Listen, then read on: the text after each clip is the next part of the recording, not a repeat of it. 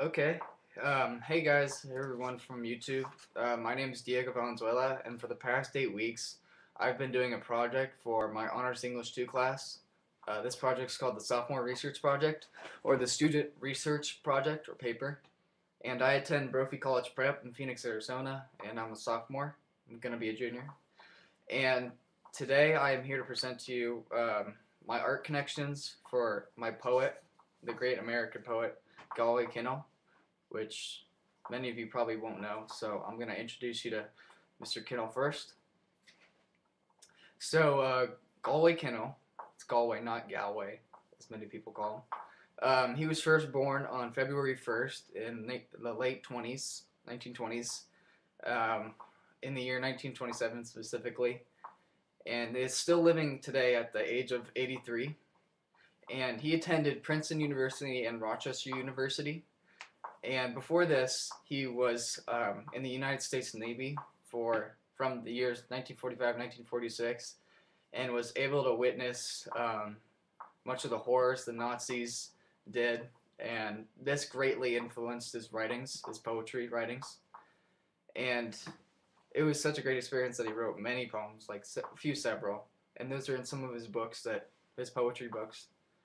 And after the war, a few years after the war, about 5 to 10 years after, it's really unknown, but his brother died, and this greatly hurt him too, made him have much sorrow and pain, because he loved his brother so much, as any person in a family should. But he wrote several poems about this too, and one of his poems that he wrote about his brother was named "Another Night in the Ruins," very well known among the critics and all that. But one of probably his most influential experience was when he was an anti-demonstrator for the Vietnam War and a supporter for the civil rights movement, as he witnessed much hatred and racism. And he wrote about this wrote about like the dark side of humanity in his poems, and how this affected like culture and people. And he denounced basically the Vietnam War and how we must exist in peace and how we must change ourselves to change like society as a whole to be a better group of people. And this was greatly admired by critics, and he eventually won the Pulitzer Prize in 1983 for his writings. And so for our research projects, I was to examine his life and his poetry, and I found three reoccurring themes in his works that were about suffering, death, and how we must invoke change, as I said.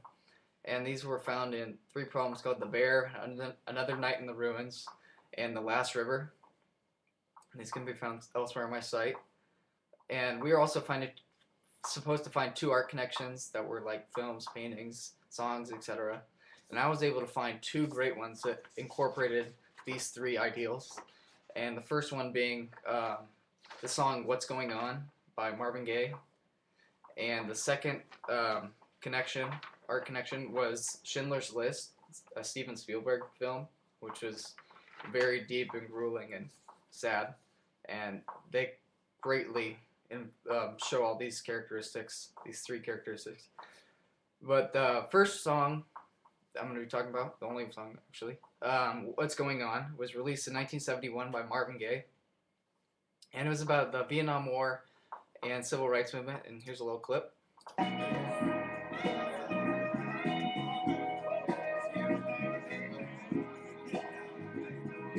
Mother, mother, there's too many of you crying.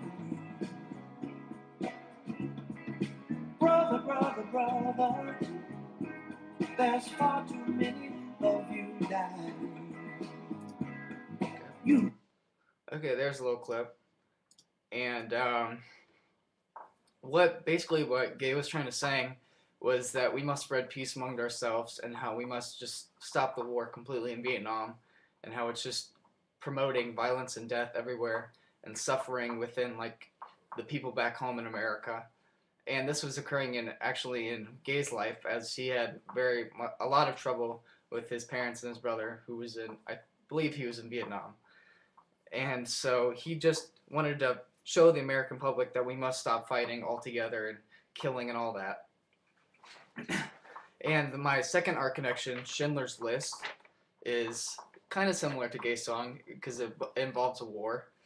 But this film is about a man named Oskar Schindler, who is a real story, and he was first a greedy Nazi who basically just took advantage of all the Jewish people, and eventually became a hero for the Jewish people during the Holocaust and at the end of the war, as he was able to save over 1,200 Jews through his heroic actions, and he became a changed man through his witnessing all the suffering, pain, and death around him, and just thought it was awful. And I agree with them.